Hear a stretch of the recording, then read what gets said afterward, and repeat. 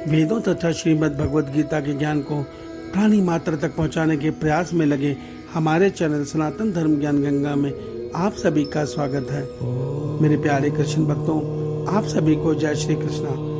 मेरे प्यारे कृष्ण भक्तों, सनातन धर्म ज्ञान गंगा चैनल की आज की वीडियो में हम लोग श्रीमद् भगवद गीता से अध्याय 12 के श्लोक 10 को भगवान श्री कृष्ण जी की कृपा से सरल रूप में सुनने और समझने का प्रयास करेंगे। जय श्री कृष्णा। अभ्यासेऽप्यसमर्थोऽसि मत्कर्म परमो भव मदर्थमपि कर्माणि कुर्वन् सिद्धिमवाप्स्यसि। मेरे प्यारे कृष्ण भक्तों, श्रीमद् भगवद गीता के अध्याय 12 के श्लोक 10 में भगवान श्री कृष्ण जी अर्जुन के माध्यम से हम सब मनुष्यों को भक्ति योग के विषय में बताते हुए कह रहे हैं कि हे अर्जुन, यदि उपयुक्त अभ्यास में भी तू सामर्थ्य नहीं है तो केवल मेरे लिए कर्म करने के लिए परायण हो जा। इस प्रकार मेरे निमित्त कर्मों को करता हुआ मेरी प्राप्ति रूपी सिद्धि को अवश्य प्राप्त हो जाएगा। मेरे प्यारे कृष्ण भक्तों, आइए आज के इस श्लोक को हम थोड़ा सरल रूप में सुनने और समझने का प्रयास करते हैं। जय श्री कृष्णा। मेरे प्यारे कृष्ण भक्तों, भगवान श्री कृष्ण जी ने अध्याय 12 में हम सब मनुष्यों को यह सत्य समझाया है कि निर्गुण भगवान के ईश्वर के निर्गुण स्वरूप की भक्ति से सगुण स्वरूप की भक्ति कहीं श्रेष्ठ और आसान है। और सगुण स्वरूप की भक्ति में भगवान कहते हैं, जो भक्ति निरंतर मुझ में मन को स्थिर करके संसार का चिंतन त्याग कर केवल मेरा चिंतन करते हुए इस संसार में कर्तव्य कर्म में जीवन जीता है, वह निश्चित ही मुझे पा लेता है। अर्थात ऐसे मनुष्य को मैं जल्दी भव सागर से उसका उद्धार कर देता हूँ। मगर से अगले श्लोक में भगवान बताते हैं कि मुझ में मन स्थिर करना इतना आसान नहीं है अर्जुन। इसके लिए मनुष्य को अपने मन को संसार से हटाकर बार बार मुझ में लगाना पड़ेगा और अभ्यास रूप योग के द्वारा अर्थात नित्य मेरे नाम का सुमिरन जाप भजन आदि करके को अभ्यास योग कहा जाता है। इस अभ्यास के द्वारा अपने मन को मुझ ईश्वर में स्थिर करने का प्रयास करना होगा। मगर उससे आगे भगवान आज अर्जुन को कहते हैं, हे अर्जुन, अगर तू यह अभ्यास योग में भी तेरा मन मुझ में स्थिर नहीं हो पा रहा है, तू निरंतर प्रयास तो कर रहा है कि मैं अपने ईश्वर में अपने मन को स्थिर करूं, मगर ये चंचल मन संसार में विचर रहा है, तो मैं तुझे और आसान उपाय बता देता हूं। तू मेरी शरण में होकर अपना हर कर्म मुझ ईश्वर को अर्पण कर।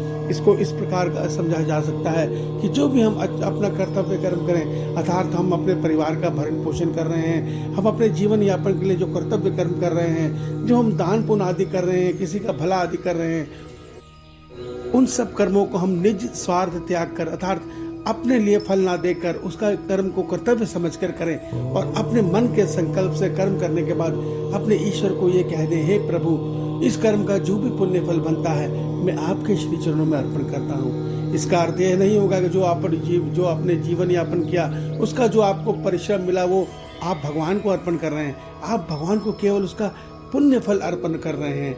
जो उसका फल है वो भगवान का प्रसाद समझकर उसे अपने परिवार को भगवान मानकर कि भगवान इस रूप में मेरे साथ हैं, उनकी सेवा कीजिए अपना कर्तव्य समझकर और अपने हर पुण्य कर्म को, अपने हर अच्छे कर्म को अपने प्रभु को अर्पण कीजिए। अर्थात अपने कर्मों से जीवन में कोई फल की इच्छा मत रखिए और अपने प्रभु को अपने कर्म के पुण्य फल अर्पण करके अपने प्रभु से जो मिले उसको प्रभु का प्रसाद मानकर जीवन में संतुष्ट बने रहिए। अपने प्रभु पर विश्वास रखिए। भगवान कहते हैं, जो मनुष्य नित्य निरंतर इस प्रकार अपने सब कर्मों को मुझ ईश्वर को अर्पण करता है वो सब कर्मों के फल से कर्म बंधन से मुक्त रहता है। अर्थात उसको उसके किए कर्म का कोई कर्म फल बंधन नहीं लगता। नतीजा वो मनुष्य कर्म फल बंधन से मुक्त हो जाता है। और भगवान कहते हैं, ऐसे मनुष्य की जो सिद्धि है वो ये है कि वो मनुष्य मरणोपरांत मुझ ईश्वर को ही प्राप्त होता है मेरी कृपा से। इस सत्य को समझिए। भगवान हमें यहाँ बड़ा आसान उपाय बता रहे हैं कि अगर हम अपने मन को, इस चंचल मन को संसार से हटाकर भगवान में नहीं लगा पा रहे हैं तो भी भगवान कहते हैं, तू कर्म कर। कर्म करना तो मनुष्य के लिए स्वाभाविक ही है, उसको कर्म करना ही है। हमें अपने जो जीवन यापन कर्म मिला है, जो हमें परिवार मिला है, उसका जीवन यापन हमें करना ही है। जो हमें जीवन यापन कर्म मिला है उसको हमें ईमानदारी से करते हुए अपना सबधर्म समझते हुए करना है। उसका हर कर्म का फल अपने मन के संकल्प से अपने ईश्वर को अर्पण करना है।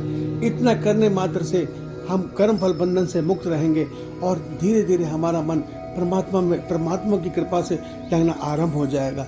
इस सत्य को समझिए। इससे आसान उपाय और क्या होगा। भगवान हमारे कल्याण के लिए श्रीमद् भगवद गीता में कितना आसान उपाय बता रहे हैं। अगर हम ये भी नहीं कर सकते तो वास्तव में सच्चाई ये होगी कि हम अपने परमात्मा से मिलने की इच्छा ही नहीं रखते। हम तो केवल उनसे संसार के सुख, अपने मान सम्मान और अपने परिवार का सुख चाहते हैं। इसीलिए भगवान कहते हैं इस संसार समुद्र को त्यागो, ये बार बार जन्म मरण चक्र को तोड़ो और मुझ ईश्वर से मिलने का प्रयास करो, क्योंकि हम शरीर नहीं, हम आत्मा है। हमारा जो आनंद है वो परमात्मा के साथ है, परम धाम में है। हमारा जो ये शरीर है ये नित्य बदलते हुए एक दिन खत्म होता है और हम बार बार इस जन्म मरण चक्र में भटक कर नाना प्रकार की योनियों में नाना प्रकार के दुखों को सहते हुए इस सृष्टि चक्र में भ्रमण कर रहे हैं। भगवान हमारे इस चक्र को तोड़ना चाहते हैं। ईश्वर आप सबका कल्याण करें। जय श्री कृष्ण।